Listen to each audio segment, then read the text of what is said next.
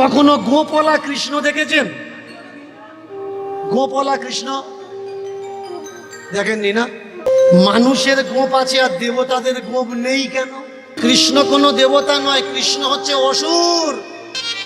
আমি বলেছিলাম আমার নামটা বলো, প্যান্টে পেশাব করে ফেলবে। আর ক্যামেরায় ওপেন চ্যালেঞ্জ করছি, তোমরা যারা অয়নকে নিয়ে এসছো আর একবার নিয়ে এসো আর একটা স্টেজ তৈরি করো। নিমাইয়ের নাম নিমাই কেন বলতে পারবেন না? ধুর পাগল কোথাকার। নিম গাছের গোড়ায় হয়েছিল বলে নিমাই। নিম গাছের গোড়ায় জন্মেছিল বলে নিমাই। তাহলে নিমাইয়ের মা ছুটে গিয়ে যদি জাম গাছের গোড়ায় বসতো, ওর নাম কি হতো? যে যা বলছে মানুষ গ্রহণ করে নিচ্ছে, কেন? গ্রন্থে লেখা আছে। একবার জাস্টিফাই করে দেখছে না, একবার যাচাই করে দেখছে না কোনটা ঠিক আর কোনটা ভুল। নিমাইয়ের মা নিমাইকে যেই প্রথম জন্ম দিয়েছে তা না, নিমাইয়ের হওয়ার আগে তার 8টা বোন মারা গেছে। তারপরে বিশ্বরূপ জন্মগ্রহণ করেছে। বিশ্বরূপ জন্মানোর পরে পুরো 10 বছর কোনো পুত্র সন্তান তার হয়নি। তো যে 9টা বাচ্চার পোয়াতি, যারা প্রথম জন্ম দিচ্ছে বাচ্চাকে, তারা না হয় জানে না প্রসব যন্ত্রণা কাকে বলে। যারা 2, 3, 4টে ছেলের মা, তারা কি জানে না যে প্রসব যন্ত্রণা কাকে বলে? আমাদের ঘরের মা মেয়েদের যদি প্রসব যন্ত্রণা ওঠে, গ্রামের ঠাম্মা দিদিমারা কি করে? টেনে গাছের গোড়ায় নিয়ে যায় না ঘরের ভিতরে নিয়ে যায়? তাহলে নিমাইয়ের মার প্রসব যন্ত্রণা উঠেছে, নিমাইয়ের মা ঘরের ভিতরে না গিয়ে নিম গাছের গোড়ায় কি করতে? আগে বোঝা লাগে। এসব ফাজলামো কথা। সত্য কোনটা? অনেকে বলে অদ্বৈত আচার্য নাকি নিমাইকে কেঁদে কেঁদে ডেকে ডেকে তুলসীর পাতা দিয়ে জল দিয়ে তবে এনেছে। না, history of Nadia, history of Sanatan, history of Bharat, background of Jaipur, একটা বই পড়া লাগবে। যতক্ষণ আপনি না পড়বেন, যতক্ষণ আপনি না জানবেন, ততক্ষণ আপনি বুঝবেন না সত্য কোনটা। আমরা অন্য জনার বোঝা মাথায় করে বয়ে বেড়াচ্ছি শুধু। আর প্রকৃতপক্ষে এই বোঝাটা যাদের, তারা বাবু হয়ে পকেটে হাত দিয়ে ঘুরছে। ছোটবেলায় বইতে পড়েছিলাম, গয়ে গাধার পিঠে বড় বোঝা। আমরা কারা? আমাদেরকে গাধা বানিয়ে দিয়ে আমাদের পিঠে অন্যজনার বোঝা চাপিয়ে কিছু মানুষ ঘুরে বেড়াচ্ছে, আমরা কেউ বুঝতে পারছি। নিমাইয়ের জন্ম কিভাবে হয়? যখন 10 বছর কোনো পুত্র সন্তান হচ্ছিল না, নিমাইয়ের মা তখন ছিল কোথায়? শ্রীহট্টে, মানে বর্তমান যেটা বাংলাদেশ বলা হচ্ছে, সিলেট জেলার অন্তর্গত শ্রীহট্টে মহাপ্রভুর মা ওখানে ছিলেন, বসবাস করছিলেন। আর সেই সময়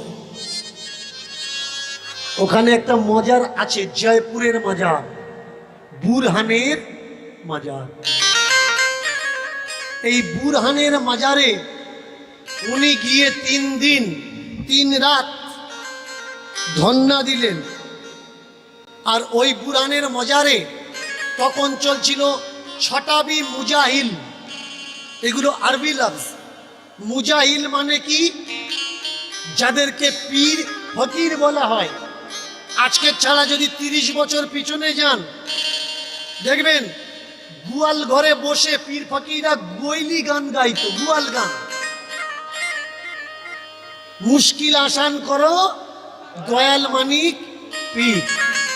আর তাদের হাতে একটা চামর থাকতো, সেই চামর এইসব সংস্কার সংস্কৃতিগুলো আর নেই আমাদের বাংলার বুকের থেকে, শুধু ইতিহাসে আছে, কিন্তু বাস্তবে সেই প্রাণবন্ধতা আর নেই, মিটে যাচ্ছে।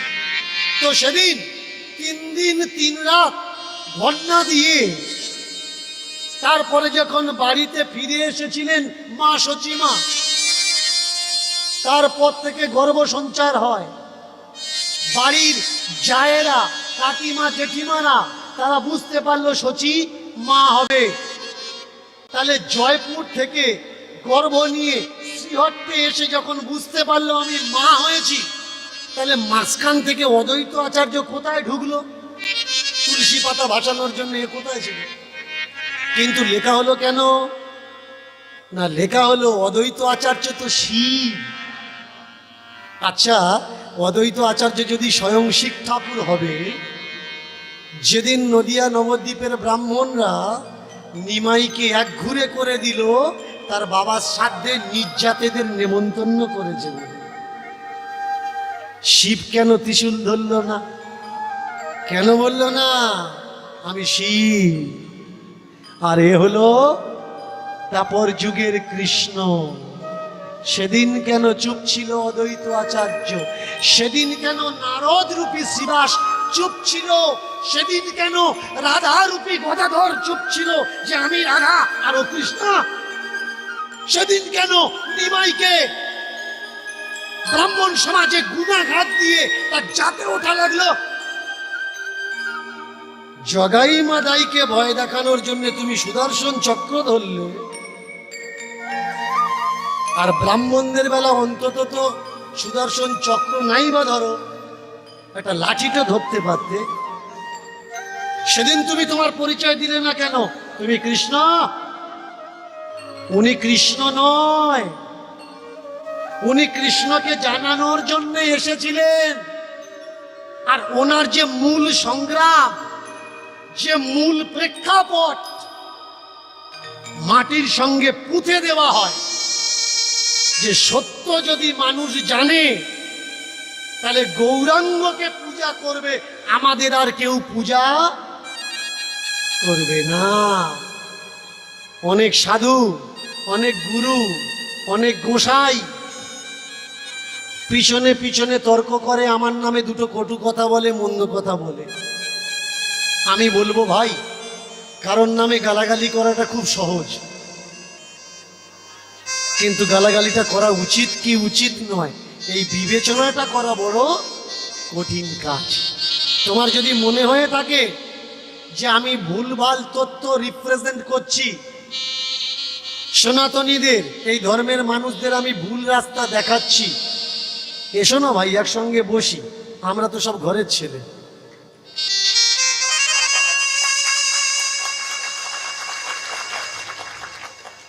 1-2 ঘন্টা বসে নেব, অসুবিধা নেই। আপনাদের জামতলা এসছিল অয়ন চক্রবর্তী, ভালো করে মন দিয়ে শুনবেন। আমি বলি না কেন, না বলার পিছনে কারণ আছে।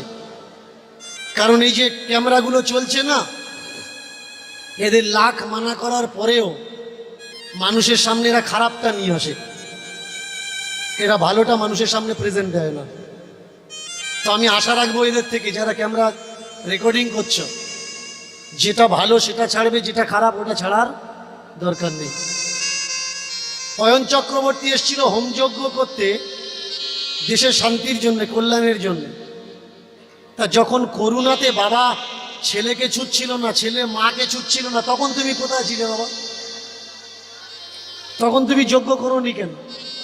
এই আপনাদের পাশে বামনের চক, ওখানে কটা পণ্ডিত আমার কাছে এসছিল অয়ন চক্রবর্তীর সঙ্গে আমাকে ডিবেটে বসানোর জন্যে। আমি ওদের বলেছিলাম, তাহলে তোমরা ইন্ডিয়ার ব্রাহ্মণরা কিছু জানে না, যা জানে অয়ন জানে। এপারের ইন্ডিয়ার পূজাগুলো কারা করছে? তোমরা করছো না, অয়ন করছে। তাহলে বসলে তোমরা বসো। বলে না না, আমরা অয়নের সঙ্গে বসাবো। বসো। ওই ভদ্রলোকের টেলিফোন 2 দিন আগে থেকে সুইচ অফ হয়ে গেছিল। আমি বলেছিলাম আমার নামটা বলো, প্যান্টে পেশাব করে ফেলবে। আর ক্যামেরায় ওপেন চ্যালেঞ্জ করছি, তোমরা যারা অয়নকে নিয়ে এসছো আর একবার নিয়ে এসো, আর একটা স্টেজ তৈরি করো, আমার সামনাসামনি বসাও, তারপরে বুঝবে যে কাকে বলে সনাতন ধর্ম, কাকে বলে মূল প্রকৃত জাতি রক্ষার কর্তা। আগে বোঝা লাগবে ভাই, এরা যেটা তোমাকে বোঝাচ্ছে ওটা সত্য নয়। প্রত্যেকটা রামায়ণ, মহাভারত, গীতা, ভাগবত থেকে, পুরাণ থেকে আরম্ভ করে ভগবান পরীক্ষা নিতে যাচ্ছে কি রূপ ধারণ করে, ব্রাহ্মণের রূপ ধারণ করে পরীক্ষা নিতে যাচ্ছে। কেন কাউরামুচির রূপ ভগবান ধারণ করতে পারলো না? কোথাও কেন লেখা নেই ভগবান মুচি হয়ে পরীক্ষা নিতে যাচ্ছে, কাওড়া হয়ে পরীক্ষা নিতে যাচ্ছে, মেথর হয়ে পরীক্ষা নিতে যাচ্ছে? প্রত্যেকবার লেখানো হলো ভগবান ব্রাহ্মণ হয়ে পরীক্ষা নিতে যাচ্ছে। তাহলে এখানে এর পিছনে একটা বড় চক্রান্ত কি? ব্রাহ্মণ জাতিকে বড় করার জন্য।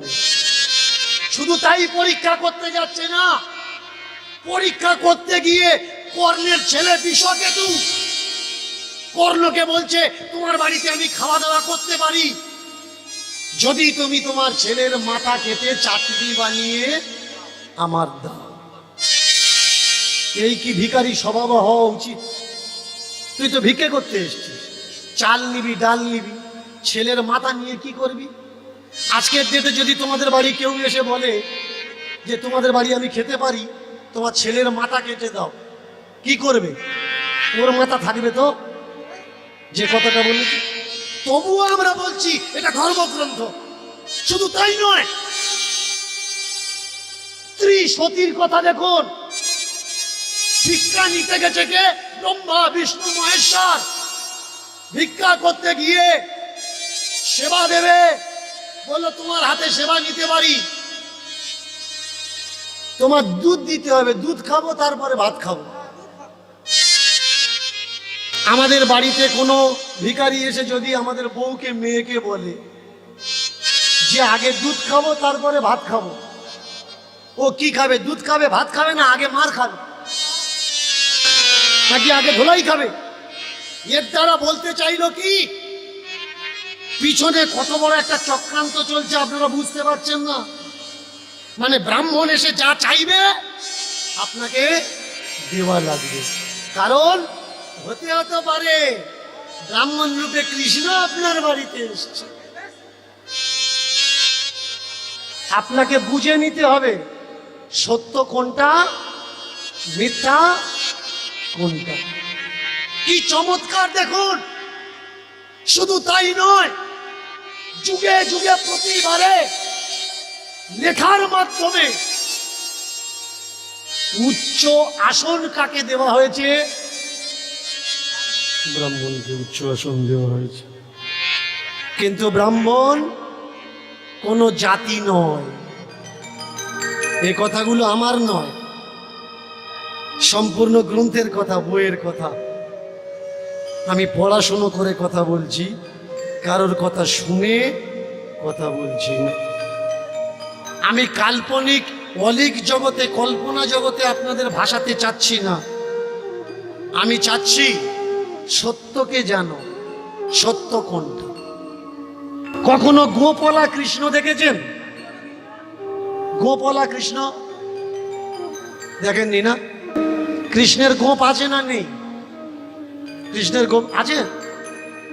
নেই। কখনো নিজেকে প্রশ্ন করেছেন মানুষের গোপ আছে আর দেবতাদের গোপ নেই কেন? আমাদের আছে, ওদের নেই, তার মানে ওরা আমাদের ছাড়া ডিফারেন্স, তফাৎ, তাই তো? কিন্তু আপনারা জানেন না কৃষ্ণের গোপ ছিল। কৃষ্ণকে দেবতা বানানোর জন্য কৃষ্ণের গোপটা ফেলে দেওয়া হয়েছে। কৃষ্ণ কোনো দেবতা নয়, কৃষ্ণ হচ্ছে অসুর। সেই অসুর কৃষ্ণকে ধর্মগ্রন্থের মাধ্যমে দেবতা কৃষ্ণ বানিয়ে দেওয়া হলো। প্রমাণ কি? বুঝবেন কি করে কৃষ্ণ অসুর? কৃষ্ণ যে বংশে জন্মগ্রহণ করেছে সেই বংশের নাম কি? যদু বংশ। আর এই যদু এর জন্ম কোত্থেকে হয়েছে? দানবদের গুরু শুক্রাচার্য আর দেবতাদের গুরু বৃহস্পতি। শুক্রাচার্যের মেয়ে দেবযানী, আর এই দেবযানীর সঙ্গে বিয়ের সময় আর একটা তার সই গেছিল, তার নাম শর্মিষ্ঠা। দেবযানীর গর্ভে কার জন্ম হয়েছে? যদুর জন্ম হয়েছে। তাহলে বাবা রাক্ষস, মেয়ে রাক্ষস, স্বামীও রাক্ষস। আর সেই যদু বংশে জন্ম নিয়েছে কে? কৃষ্ণ। তাহলে রাক্ষস কুলে জন্ম নিয়ে সে দেবতা হবে না রাক্ষস হবে? সে নিশ্চয়ই দেবতা নয়, রাক্ষস। কিন্তু পিছন থেকে এই গোপটা কারা ফেলে দিল? যাদের হাতে খুর আছে অথচ দেখা যায় না, এরা অনেক কিছুই কেটে ছেটে ফেলেছে, শুধু আমরা বুঝতে পারি। বোঝার জন্যে আগে পড়াশুনো করা লাগবে, তবে গিয়ে বুঝতে পারবে, না হলে বুঝতে পারবে না। এই যে বুরহানের মাজার, এই মাজারে গৌরাঙ্গ মহাপ্রভু নিমাই গোরা এসছে মায়ের পেটে। তখনকার হিস্ট্রি, পরিবেশ, ইতিহাস, পরিস্থিতি এমন ছিল, শ্রীহট্ট থেকে পালিয়ে আসতে বাধ্য হয়েছিল সচিমা, নিমাই মিশ্র, এই জগন্নাথ মিশ্র। শুধু সচিমা পালিয়ে আসেনি, অদ্বৈত আচার্য ও তার বাল্য বন্ধু নিমাইয়ের বাবা, তারা আগের থেকে চলে এসেছিল পরিস্থিতি বুঝে। যখন পেটে বাচ্চা নিয়ে চলে আসছে, শচীর শাশুড়ি বলে উঠলে, ওমা আটটা মেয়ে মরে গেছে গো মা, ছোট্ট একটা ছেলে তোর, এই পেটের বাচ্চার কি মুখ আমি দেখতে পারবো না? যেদিন জন্ম নেবে আমাকে একটু দেখিয়ে নিয়ে যাও। বড় হয়েছে গোরা, বড় হওয়ার পরে বিবাহ করেছে, ভালোবাসা করে, প্রেম করে, কোনো দেখাশুনো করে বিয়ে হয়নি। মেয়েটার নাম কি? লক্ষ্মী প্রিয়া। নিমাই চারখানা টোল খুলে বসেছে। রাতোরাত নিমাইয়ের এত পপুলারিটি, রাতোরাত নিমাইয়ের এত পরিচিতি, কিছু মানুষের সহ্য হলো না। কেন সহ্য হলো না? যদি কোনো দোকানের পাশে আর একটা দোকান খুলে যায়, আর ওই নতুন দোকানে যদি বেচাকেনা বেশি হয়, পুরনো দোকানদার কষ্ট পাবে না আনন্দ করবে? নিশ্চয়ই আনন্দ করবে না, কষ্ট পাবে যে ওর দোকানের জন্য আমাদের দোকানগুলো বন্ধ হয়ে যাচ্ছে। তো তৎকালীন সময়ে নিমাইয়ের দোকানদারিতে এত বিজনেস চলছিল যে নদিয়া নবদ্বীপের অন্যান্য দোকানগুলো বন্ধ হয়ে যাচ্ছিল। সব থেকে হুসেন সাহা থেকে আরম্ভ করে চাঁদ কাজী পর্যন্ত পড়ে নেবেন দস্তাবেজ, ডকুমেন্টস অফ চাঁদ কাজী। সেখানে সব থেকে নিমাইয়ের খিলাফ দলিল কারা জমা করেছিল? কোন মুচি কাওরা মেথর জমা করেনি, ব্রাহ্মণেই জমা করেছিল বেশি। যেকে মেরে ফেলা হোক, নবদ্বীপ থেকে তাড়িয়ে দেওয়া হোক, এর মুখ বন্ধ করা হোক, এই রাজদ্রোহী। তাকিয়ে দেখুন কেমন, কত বড় চমৎকার। নিমাই, মা বলছেন নিমাই তুই যা, তোর ঠাকুরমাকে একবার দেখে আয় বাবা।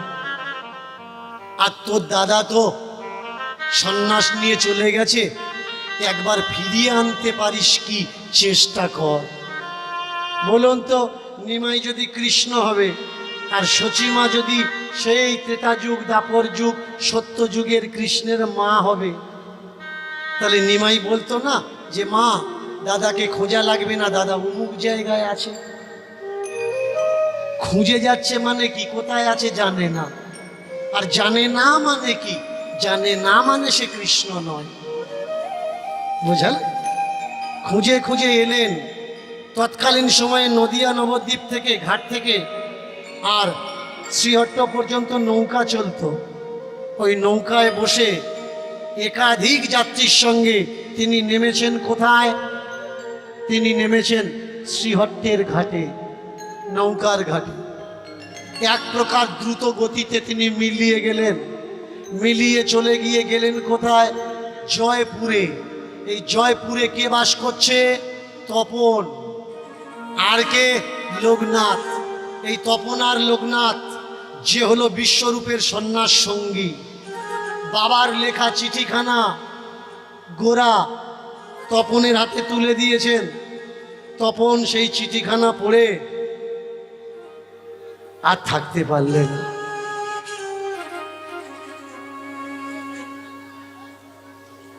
কে তুই? শিবরঞ্জন। কে তুই? জগন্নাথ মিশ্রের ছেলে,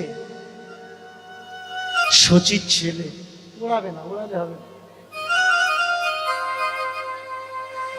এসো আমার বুকে এসো। বড় স্বাদ ছিল তোমার দাদার সঙ্গে সন্ন্যাস গ্রহণ করব। কেন এসেছ? মা কাঁদছে গো, মা কাঁদছে। দাদাকে ফিরিয়ে নিয়ে যেতে এসেছ।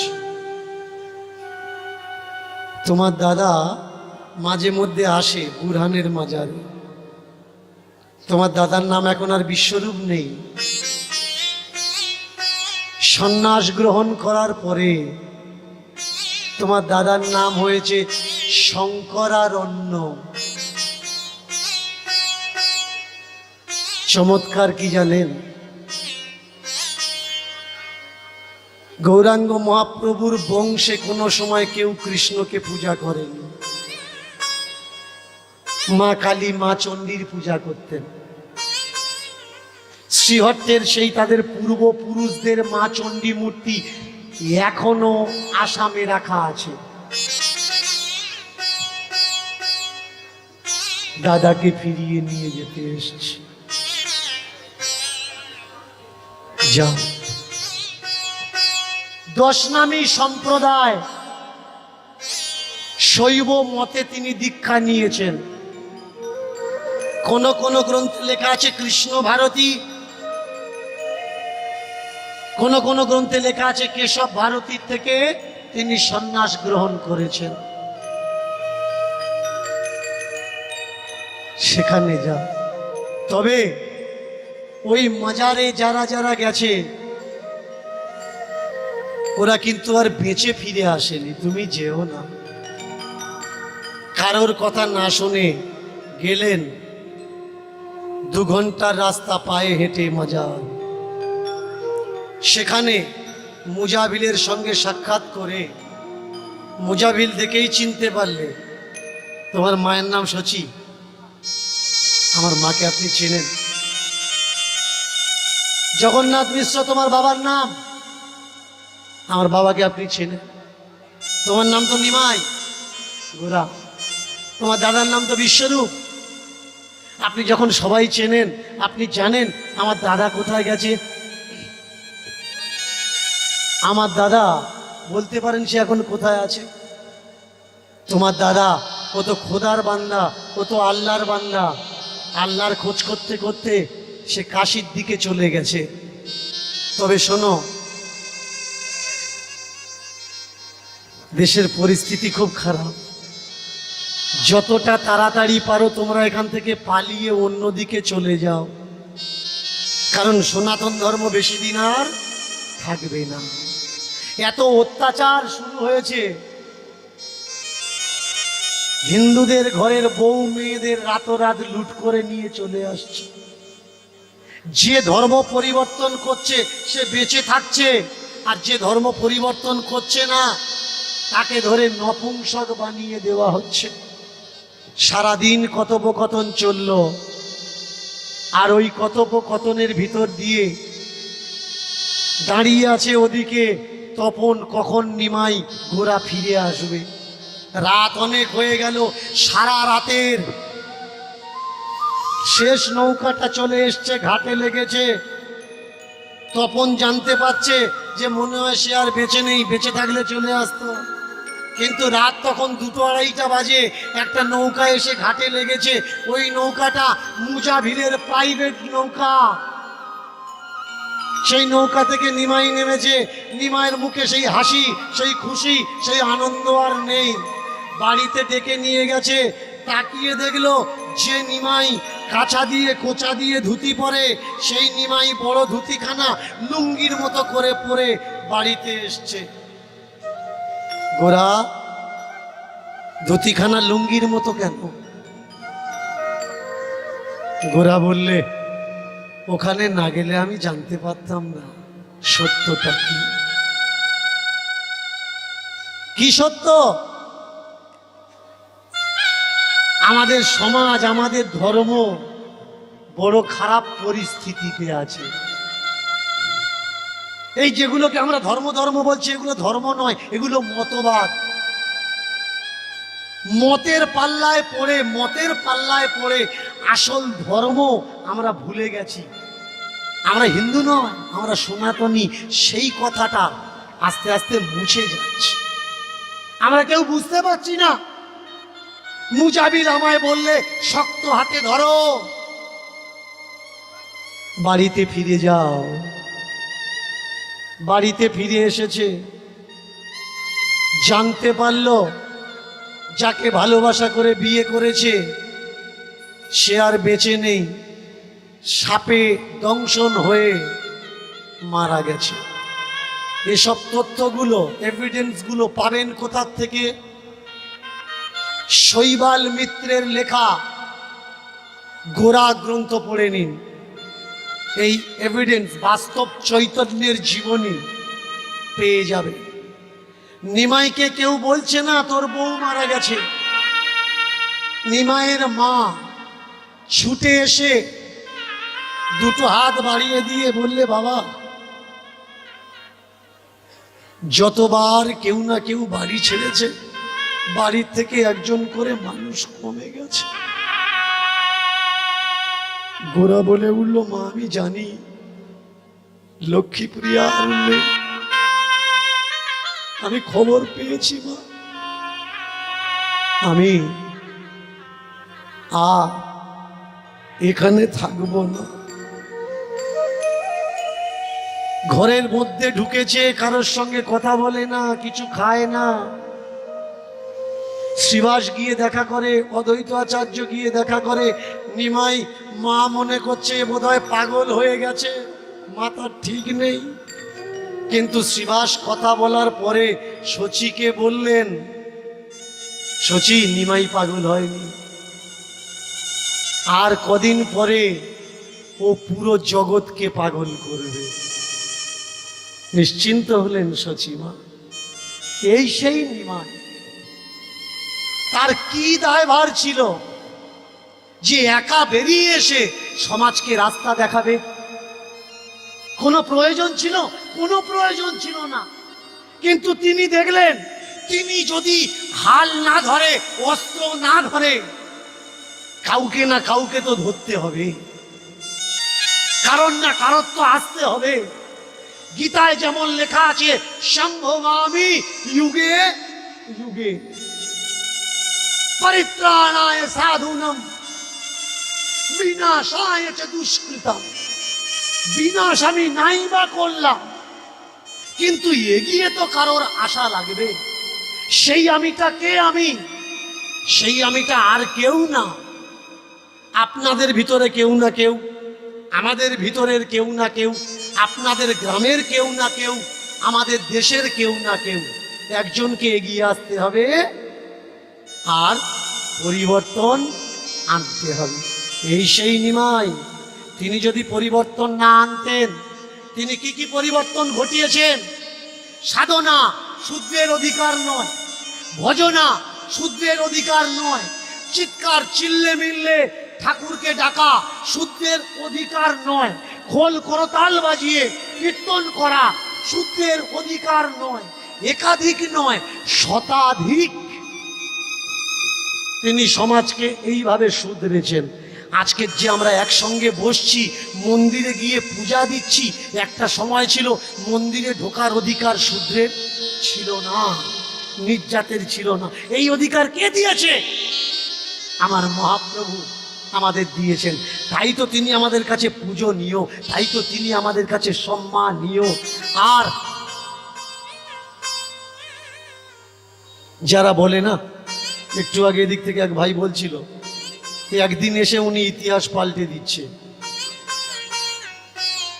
ইতিহাস আমি পাল্টাচ্ছি না, সত্য ইতিহাসকে মানুষের সামনে পড়ানো হয় না,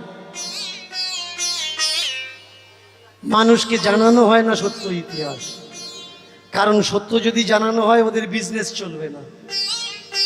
যদি এক্ষুনি বলি এভারেস্ট জয় করেছে কে, যে পড়াশোনা করেছে, লেখাপড়া করেছে, সে বলবে তিনজিন নরগে এডমন্ড হিলারি। কিন্তু এই তিনজিন নরগে আর এডমন্ড হিলারি, তার সঙ্গে 10 জন ভারতীয় শেরপারা ছিল, যারা আগে পাহাড়ে উঠে দড়ি ফেলে দিয়েছে, তবে এরা ধরে উঠেছে। তাহলে পাহাড়ের এভারেস্টের মাথায় কে উঠেছে আগে? যারা আগে উঠে দড়ি ফেলে দিয়েছে তারা তো। তাহলে তারা এভারেস্ট জয় করলো না, তিনজিন নরগে আর এডমন্ড হিলারি জয় করে নিল। এটা কি সত্যি ইতিহাস? এটা সত্যি ইতিহাস নয়। অনেকে জানে বিদ্যাসাগর নাকি নদী পার করেছে সাঁতার কেটে, কিন্তু বিদ্যাসাগরের ছোট ভাইয়ের লেখা বই পড়ে নিও, সেখানে সে লিখছে আমার দাদা জীবনে জলে নেমে ডুব দিয়ে চান করতো না, কারণ জল দেখে ভয় পাত, সে সাঁতার জানতো না। যে জীবনে সাঁতার কাটা জানতো না তাকে নিয়ে নদী পার করে দিয়েছে। কেন? এরা এদের মতো ইতিহাস লিখে তোমাদের জানাচ্ছে। প্রথমেই তো বলে দিয়েছি, গাধার পিঠে বড় বোঝা, বোঝা চাপিয়ে দিয়ে আমাদেরকে জানিয়ে দিচ্ছে যে এই তোমাদের ইতিহাস। এই আমাদের ইতিহাস না। মহাপ্রভু যে নিয়ম তৈরি করে গেছে বৈষ্ণবদের জন্যে, গোসাইদের জন্যে, তার একটা কোনোটা নিয়ম বর্তমানের গোসাই আমরা কেউ পালন করি না। বর্তমানের যে নিয়ম, এই নিয়ম কে পালন করেছে, কে তৈরি করে রেখেছে? মন দিয়ে শুনবেন। সরগোস্বামীর 2 প্রধান গোস্বামী, রূপ আর সনাতন, এরা 2 ভাই নয়, এরা হলো 3 ভাই। রূপ, সনাতন আর অনুরূপ। এই অনুরূপ যে ছোট ভাই, অনুরূপের ছেলের নাম হলো জীব গোস্বামী। এদের টাইটেল গোস্বামী নয়। ইয়ামাটা একটু আসতে বাজাও। এদের টাইটেল গোস্বামী নয়, এদের টাইটেল কি জানেন? দবির খাঁ। খাঁ কোন সময় গোস্বামী হয়ে গেল আমরা বুঝতে পারলাম না। এরা হলো সাধু বৈষ্ণবের মাথা। এরই ছোট ভাইয়ের ছেলে জীব গোস্বামী। এই জীব গোস্বামী মহাপ্রভু নিখোঁজ হওয়ার 50 বছর পরে পুনা বাংলায় হরিনাম চালু করার জন্য এই নামগুলো চালু করেছে, এই নিয়মগুলো চালু করেছে, যে নিয়মের ভেতরে শুধু হিংসা ভরা।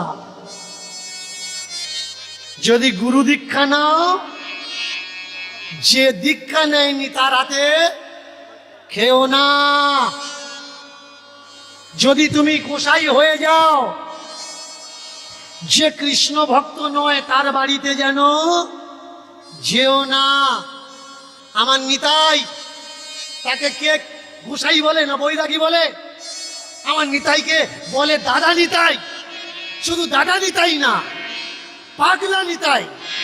নিতাই যে বাড়িতে যেত, যেখানে যেত তার হাতে খেত।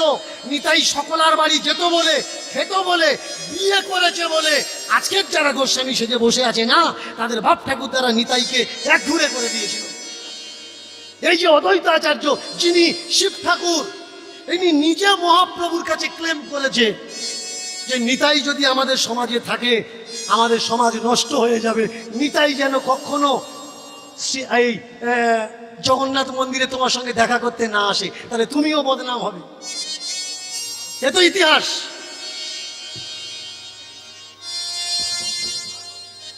সাহা খাঁ, হ্যাঁ খাঁ প্রথমে মুসলিম ছিল, পরে কিছু খাঁ হিন্দু হয় চলে যান। আপনি কলোনিতে চলে যান, আপনি চলে যান কলোনির ওপারে যেন কি আছে, ঝড়খালিতে চলে যান, খাঁ টাইটেল পাবেন। মন্ডল কি মুসলমান না হিন্দু? হাল্লার কি মুসলমান না হিন্দু? সর্দার কি মুসলমান না হিন্দু? অনেক সর্দার মুসলমান হয়ে গেছে, তারা মুসলমান কিন্তু তবু হাল্লার লেগে। আপনি এখান থেকে চলে যান না, আবুল হোসেন লস্কর